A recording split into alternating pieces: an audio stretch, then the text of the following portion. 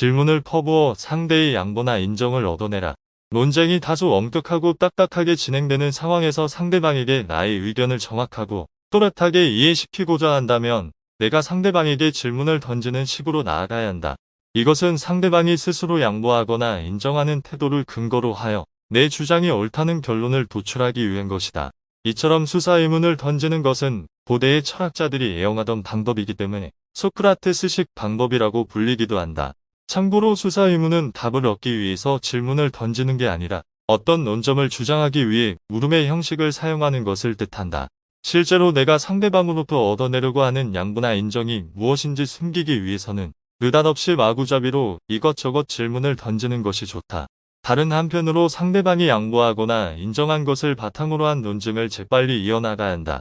왜냐하면 이해가 느린 사람들은 내가 하는 말을 정확하게 따라올 수가 없고 내 주장을 펴나가는 과정에서 생길 수 있는 잘못이나 허점을 파악하지 못하고 놓쳐버리기 때문이다. 상대가 화를 내도록 유도하라. 상대방이 화를 내도록 도발한다. 인간은 화가 나면 올바른 판단을 할 수도 없고 자기가 선점한 유리한 고지조차도 깨닫지 못하기 때문이다. 어떻게 하면 상대방의 화를 돋울 수 있을까? 상대방에 대해 드러내놓고 부당한 평가를 한다든지 말로 괴롭힌다든지 아무튼 그냥 뻔뻔스럽게 대하면 된다. 상대가 발끈하면 바로 거기가 약점이다. 상대방이 어떤 논리를 펼쳐나가다 느닷없이 성질을 부리거나 화를 내면 나는 바로 그 논거를 물고 늘어져 끈질기게 파고들어야 한다.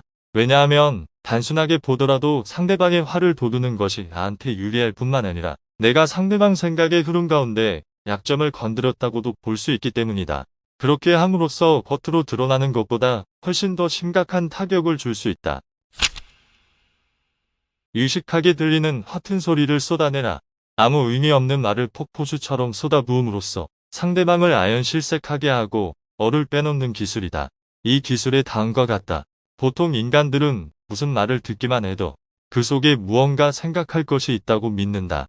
상대방의 은연중에 자신의 약점을 의식하고 있거나 이해하지도 못하는 여러 가지 이야기를 듣고서 마치 잘 알아들은 척하는 데에 익숙한 사람일 수 있다. 그러면 나는 유식하게 들리거나 의미심장하게 들리는 허튼 소리, 즉 상대방이 생각할 시도조차 못할 허튼 소리를 아주 진지한 태도로 떠벌리고 또 그것이 마치 내 견해의 명백한 증거라고 내세움으로써 그에게 깊은 인상을 심어줄 수 있다. 상대의 논거를 뒤집어 버려라. 상대방의 논거를 뒤집어 버리는 것이야말로 아주 멋진 트릭이다. 말하자면 상대방이 자신을 위해 이용하고자 하는 논거를 역으로 이용해 도리어 그를 공격하는 데 써먹을 수 있는 훌륭한 방법이다. 예를 들어서 상대방이 그는 아직 어린아이입니다. 그 점을 참작해 주어야 합니다. 라고 주장하면 나는 이걸 뒤집어서 이렇게 공격하는 것이다. 아니죠? 아직 어린아이라는 바로 그 이유로 한층 더 따끔하게 혼을 내줘야 합니다. 그래야 아이의 나쁜 버릇이 더욱 심해지지 않을 테니까 말입니다. 이런 식으로 상대의 논거를 뒤집어 버리면 된다. 약점을 잡았다 싶으면 끈질기게 몰아붙이라. 나의 질문이나 주장에 대해서 상대방이 직접적인 대답도 별다른 정보도 주지 않고 거꾸로 나한테 질문을 던지거나 간접적으로 마지못해 어물쩍 대답하는 경우가 있을 것이다. 심지어 논쟁 중인 사안과 아무 상관도 없는 말로 슬쩍 빗기면서 다른 쪽으로 빠져나가려고 한다고 치자. 이것은 내가 상대방의 미심쩍은 부분을 제대로 건드렸다는 확실한 신호다. 그러니까 상대방의 입장에서 보면 이것은 그럴 수밖에 없는 침묵이란 얘기다. 따라서 내가 건드린 그 부위는 계속적으로 물어뜯어야 하며 상대방으로 하여금 절대로 달아나지 못하도록 만들어야 한다. 막상 상대방의 약점이 어떤 것인지 잘 파악하지 못하더라도 말이다.